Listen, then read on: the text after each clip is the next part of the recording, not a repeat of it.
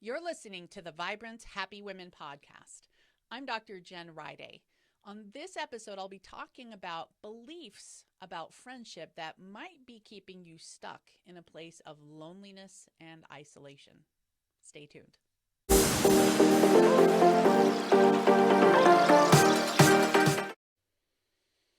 Hey there, my friends. I am honored that you're spending some time with me today to learn about friendship and how our thoughts and our beliefs about friendship impact everything in terms of our results. You know, the way we think actually does impact how we show up, how we're perceived by others, and ultimately how we feel about our friendships and about our connection. So if you've been feeling lonely, isolated, misunderstood, disconnected, this episode is for you. And if you haven't been feeling those things, I encourage you to listen because you can kind of assess where you are in terms of your thoughts about friendship and about your friends and the people in your life.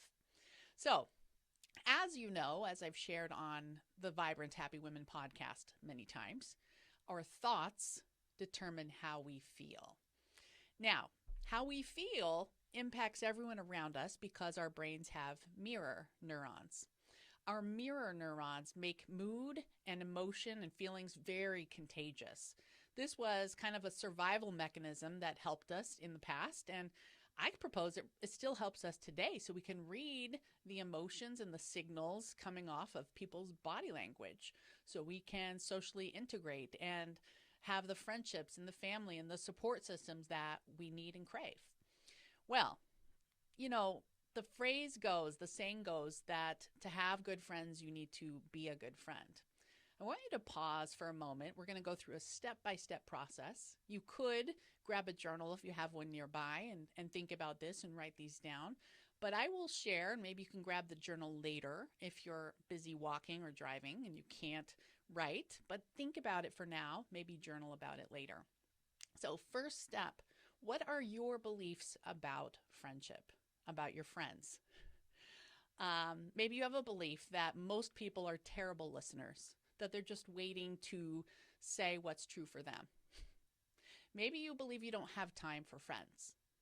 Maybe you believe you're too depressed or anxious for deep and meaningful friendships. Maybe you believe you're too tired to spend time on friendships. Now, as I speak about friendships, I want you to kind of assess how this might apply with your spouse, with your kids, with your parents, siblings, other important people in your life. These belief systems affect all our relationships.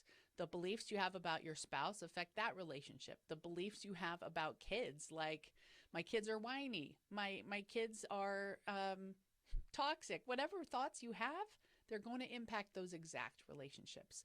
So for purposes of this episode, I want to talk about friendship, but believe me, you can expand this in so many ways. So your beliefs about friendship impact the energy you have when you show up in conversation and interaction with people. If you believe you're truly an introvert and that people are out there are sucking the life out of you, how will you show up? You'll show up very guarded and protective and closed, trying to preserve that precious energy. Now, this is not belittling introversion. Maybe as an introvert, you know that you need to be around emotionally safe people or a certain type of people that fill your cup rather than drain it. So whatever you believe about friendship will be impacting how you show up.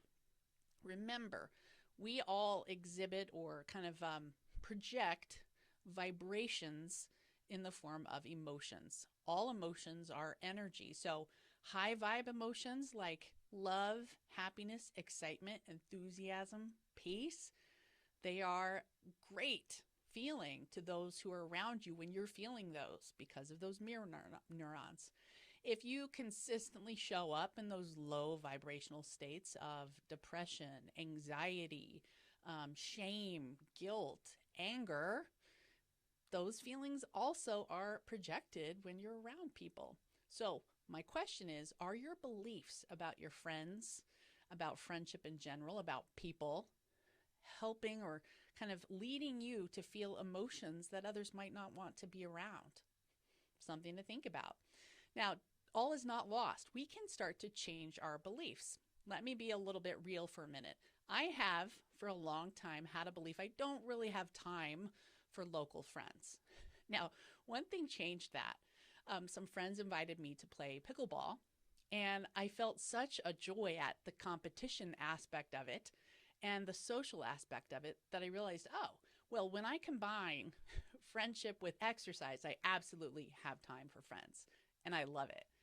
Another exception is I've always had time for my Vibrant Happy Women friends. There's something special about the women at the Vibrant Happy Women retreat in Florida that I adore. I always will have time for that and for my Vibrant Happy Women friends. So, how did that make me show up though for people who weren't playing pickleball or in the Vibrant Happy Women world? Probably I was projecting kind of an attitude of, I don't have time for you. I'm busy. I'm stressed. Oh, my kids need something. And that's probably not the kind of feeling most of us would want to be around. Okay, so start to analyze those beliefs. Of course, you can let go of those beliefs by using tools like EFT tapping to get rid of those limiting beliefs, and you can start replacing them. So I want you to think about for a minute, what types of people do you like to be around? You could have a don't like and a like list. So some of the things I wrote down on the don't like list. People who are stressed and sighing. By the way, I'm a huge sigher. I sigh all the time. I wonder what people think of it.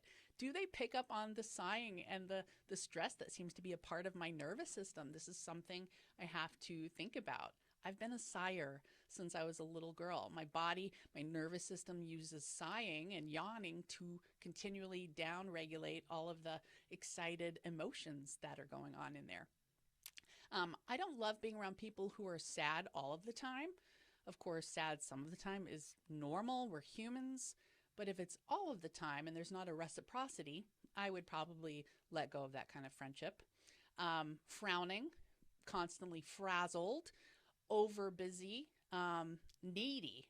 People who come to me constantly with needs. Again, every friend has needs, but if it's constant and there's no reciprocity, not my favorite kind of friendships. People who are not authentic. I call these maybe divas. And that word may or may not apply, but you know what authenticity is. And I hope you feel that I'm authentic because it's very important to me. People who hold grudges. Nope. Gossiping. Nope. Critical of others. Then I know they're being critical of me. No thanks. And people who generally take more than they give. Not interested. So that's the negative list. What would be on your negative list? What do you dislike about some types of friendships? Now let's flip it. Things I love about the friends I love to be around. This list is a little longer. Higher vibe, enthusiastic, relaxed, smiling, open. I leave the interaction with my cup more full than when I began. People who listen and hold space and ask great questions. Open-ended questions are particularly good. Side note, a question that begins with the word what is an open-ended question. A question that begins with do or are is generally not. So, side note, try asking open-ended questions. And then also, like my friend Hillary, friends like this hold a space. They want to discover who you are. They see you. They're trying to identify who is this person? How is she feeling and thinking today? There's such a presence and a body language and an eye contact with friends like that that I adore. I happen to also be that type of friend most of the time when I choose to be. Okay. Real, authentic, forgiving, high emotional intelligence. That means they take 100% responsibility for their thoughts, feelings, and results and behavior. They own it. No one else is to blame. They don't walk around blaming anyone else for what's happening. They don't blame their parents. They're owning their life and the results they're having. Growth-minded, empowered, fun. I love inviters. People who think of things and invite me. I try to be an inviter an equal amount of time. People who are generous with their time and their resources. Um, People who remember my birthday, of course. Adventurous, emotionally safe people where you can be vulnerable and authentic. Positive, and then people who light up when I enter the room. They're not just thinking about their own problems. So these lists are important because you can begin to become aware of what type of person do you like to be around, and are you being that type of person? Now, like I said before, all is not lost if you don't have an affirmative answer to those questions. We can change our emotions simply by changing our thoughts. Our thoughts about friendship, our thoughts about people, our thoughts about how we show up in friendships and with other people. So, you can use a thought table, which we talk about a lot in the Vibrant Happy Women Club, and you can analyze, what am I thinking? This is where your journaling is handy. And then when you've kind of identified the negative or limiting beliefs you have about friendship, you can start to replace them with more empowering beliefs. Now, I'm going to read some of these that I've written down, and I want you to notice how they feel in your body. Now, this is a higher level skill. Most people have no idea how their thoughts make them feel. In fact, most people don't even know what they're thinking. We in the Vibrant Happy Women world are constantly working on this awareness of our thoughts because we recognize a feeling follows. When we feel good, our good and positive higher vibe feelings are contagious. People will want to be in our presence more. So if you start to believe thoughts or think thoughts and believe beliefs, by the way, a belief is just a thought that you've thought a lot of times. If you start to think thoughts that generate these higher vibe positive feelings of love, joy, excitement, enthusiasm, fun, happiness, contentment, people will want to be in your presence because mood is contagious. So being a good friend means you're responsible for how you think and how you feel, especially when you're around other people.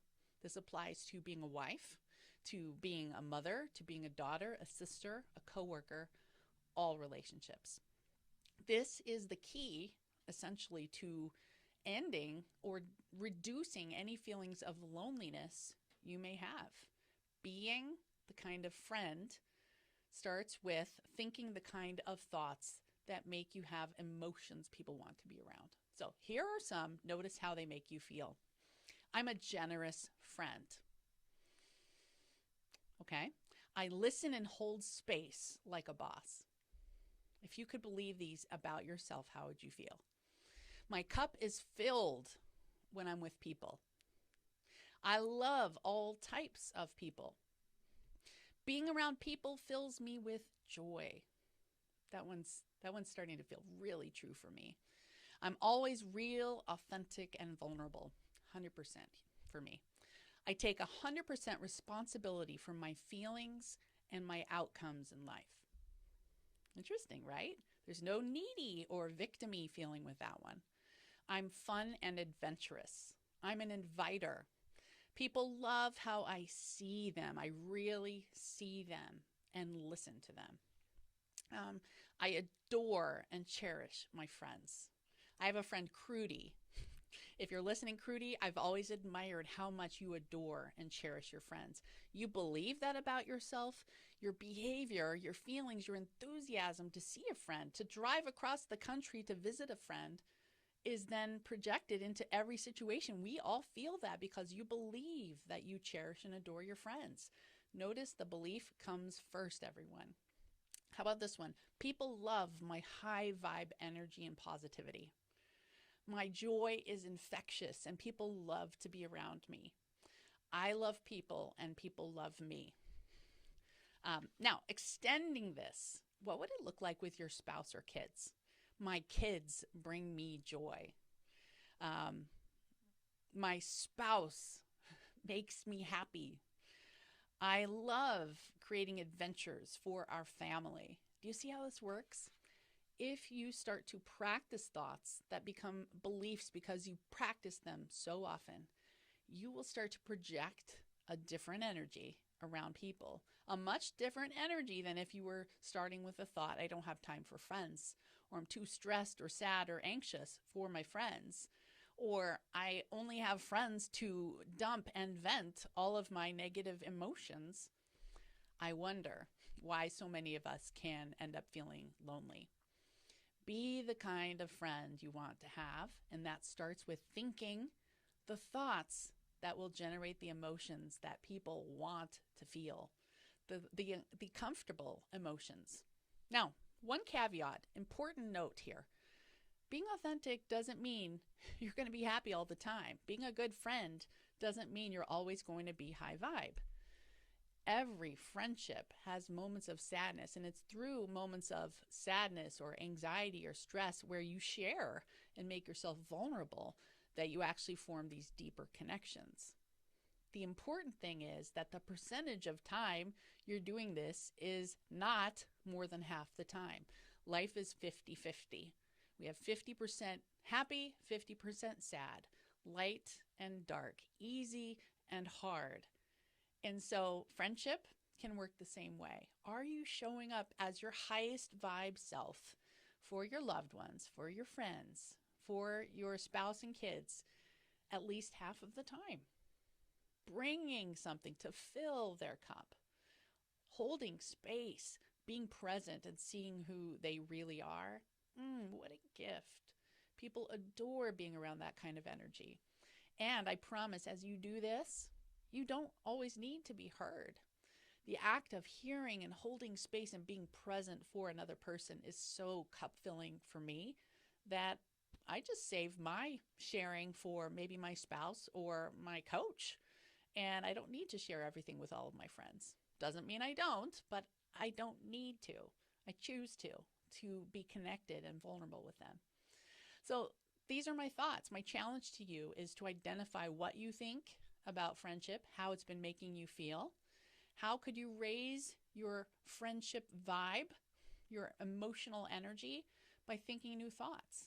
Write down maybe 10 new thoughts and practice them every day. Whenever you know you're going to interact with friends or see someone you want to feel differently around, practice your new thoughts. I adore being around my kids. I love helping my 12-year-old with homework. They might not feel true, but I promise you can find a thought that has some truth to it. Latch onto that and think the thoughts that make you feel the way you want to feel. Feel the way people want to feel around you. That will make you magnetic, will make you a force for good in the world, and we need more people like that. So I want to thank you for considering this and listening. I hope that you will go out and be the friend you've always wanted to have. I know that you'll not only form amazing connections that way, but you will attract other people who are like you. Like attracts like. I love you, my friends. Keep up the good work, and I will see you again soon. Until then, make it a vibrant and happy friendship-filled week. Take care.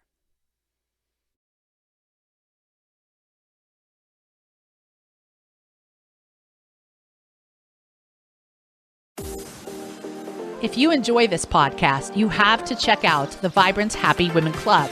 It's my monthly group coaching program where we take all this material to the next level and get you the results that will blow your mind.